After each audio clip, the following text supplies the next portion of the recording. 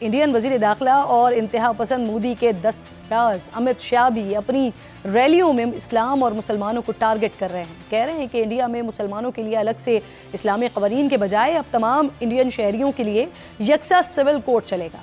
BJP के इंतखाबी मंशूर का एक बड़ा वादा यूनिफॉर्म सिविल कोड है, जिसका निशाना भारत में बसने वाली अक़लियतें खास तौर पर मुसलमान हैं। एक से ज़ायद शादी पर इंडिया में मुकम्मल पाबंदी होगी। एक से ज़ायद शादी गैर कानूनी और काबिल सज़ा जुर्म तस्वुर होगा, यानी कोई भी मुसलमान एक से ज़्यादा शादी नहीं कर सकेगा। कोई मोदी साहब ने ऐसी बात की है कांग्रेस के मैनिफेस्टो के बारे में जिस पे बड़ा शोर मचा है?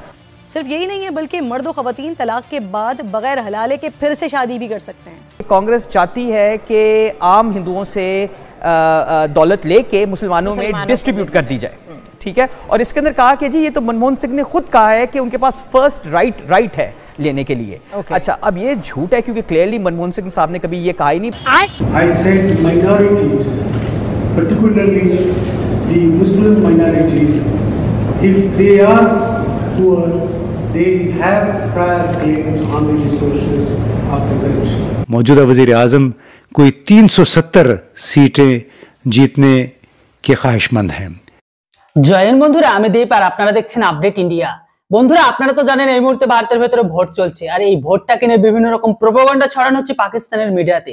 তার কারণ একটাই, পাকিস্তানিদের চিন্তা এখন এই কারণেই ভারত বলে দিয়েছে, বিশেষ করে বিজেপি পার্টি, যে এবারও আমরা 400+ উপরে সিট নেব। এই বিষয়টাকে নিয়ে তাদের ঘরের ভেতরে জোরসোরে চর্চা হচ্ছে, কেননা আবারও যদি ক্ষমতায় চলে আসে বিজেপি সরকার, তাহলে কিন্তু 5 বছর থাকবে। আর এই 5 বছর থাকলে পাকিস্তানিদের না তারা জিহাদি তৈরি করতে পারবে, না তারা জিহাদি ভারতের জম্মু কাশ্মীরের ভেতরে এক্সপোর্ট করতে পারবে, আর না তারা খুব বেশি ভারতের ভেতরে কোনো দাঙ্গা বলুন বা কোনো অশান্তিকারী কোনো কাজকর্ম করতে পারবে। এখন এই ব্যাপারটাই তাদের মাথার মধ্যে ঢুকে গেছে যে যেনতেন প্রকারে যেভাবে হোক আমরা যেনতেন প্রকারে বিজেপি পার্টিকে ক্ষমতা থেকে ফেলতে হবে। আর এই মুহূর্তে যে ভোটের মরশুম চলছে, এই ভোটের মরশুমে আমাদের দেশে যে সমস্ত মানুষগুলো ভোট দিতে যাচ্ছে, বা আপনি যদি এখনো না দিয়ে থাকেন, তাহলে আপনাদের কাছে অবশ্যই রিকোয়েস্ট, ভোট কিন্তু একটু দেখে শুনে দিবেন।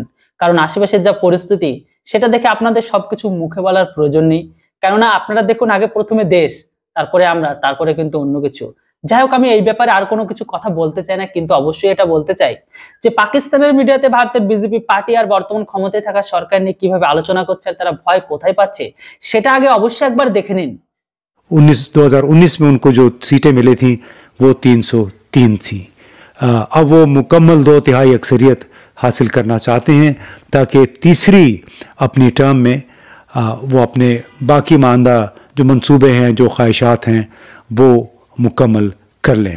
अब उन्होंने कुछ अर्सा पहले बड़े एक मुख्तलिफ जलसों से खिताब करते हुए ये वाज़े किया, जो नट शेल में उनका एक पैगाम था कि अगले 5 सालों में हम अपनी कौम को दुनिया की सबसे बड़ी 3 मईशतों में शामिल करवा देंगे। गुर्बत के ख़िलाफ़ हतमी और फैसला कुन जंग शुरू करेंगे, तरक्की की नई राहें खोलेंगे, अवाम के हक़ में फ़ैसलों और इक़दामात का एक नया दौर शुरू होगा।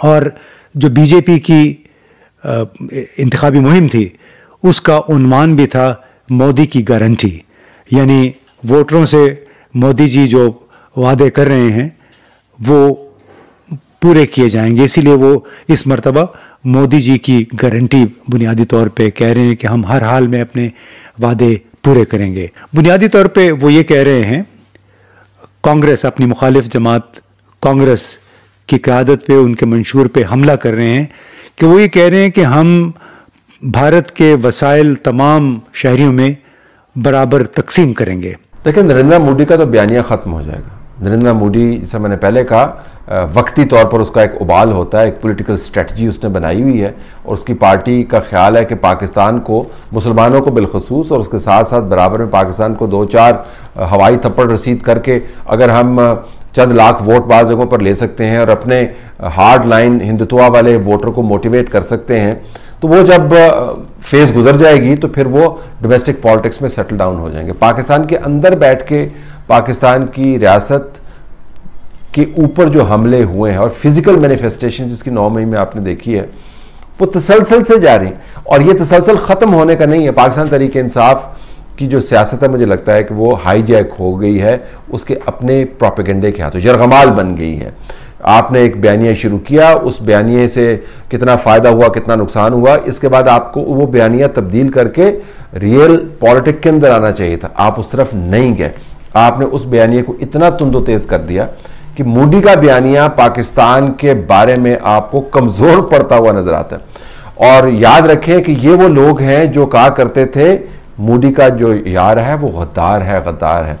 तो पूछना यह था कि मोदी तो अपने इंतखाबी माहौल को बनाने के लिए, अपने पुराने मुस्लिम कुश पाकिस्तान दुश्मन एजेंडे को फ़रोग देने के लिए, उसको वोट में ट्रांसलेट करने के लिए ये काम कर रहा है। ये पाकिस्तान के अंदर जो बैठे हुए हैं, जो कभी सरबराहान इंटेलिजेंस एजेंसी से माफिया मंगवाना का कहते हैं, कभी उनको ना छोड़ने की धमकियां देते हैं, कभी बदतरीन किस्म की तजलीली कैंपेन्स चलाते हैं। तो मुझे समझ नहीं आती कि नरेंद्र मोदी के बयानिए के ऊपर हम सर पीटें या पाकिस्तान तहरीक इंसाफ की जो क़यादत है उसके बयानिए के ऊपर सर पीटें। जिस तरह मैंने पहले गुजारिश की, मोदी का बयानिया तो ख़त्म हो जाएगा इंतखाबी तौर पर जब मामला थम जाएंगे। सबको मालूम है कि नरेंद्र मोदी को, बीजेपी को अच्छी खासी अक्सरियत मिल जाएगी, उनकी जीत यकीनी है। दूसरी तरफ अगर देखें, मगरिब में कभी इस पे हमला नहीं किया जाएगा, कभी भी मोदी को इंसान दुश्मन या मुसलमान दुश्मन नहीं कहा जाएगा, क्योंकि मगरबी ममालिक की, वहाँ की कॉरपोरेशंस के इक्तिसादी मफादात भारत के साथ जुड़े हुए हैं।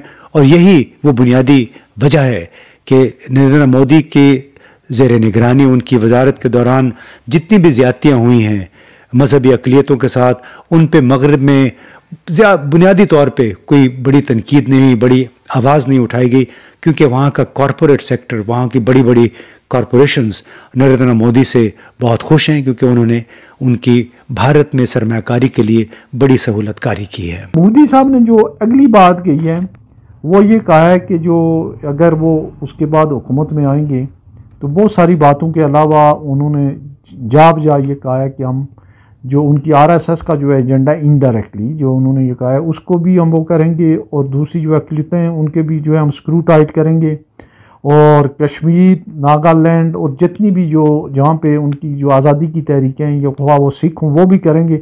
और साथ ही साथ वो उन्होंने कहा है कि हम पाकिस्तान में और या दूसरे जो मुल्क हैं जहाँ पे हमारे मफादात हैं उनके ऊपर भी जो है हम वो बात कर जो है जहाँ ज़रूरी होगा हम ऑपरेशन करेंगे। उनका तलब ये है कि जैसे पाकिस्तान में बेशुमार लोगों को वो मार चुके हैं और पाकिस्तान की इस्टेब्लिशमेंट या हमारी एजेंसियाँ जो है बुरी तरह से उनको रिस्पॉन्ड करने में नाकाम हुई हैं, और इंटरनेशनल फोरम के ऊपर भी बात नहीं हुई है।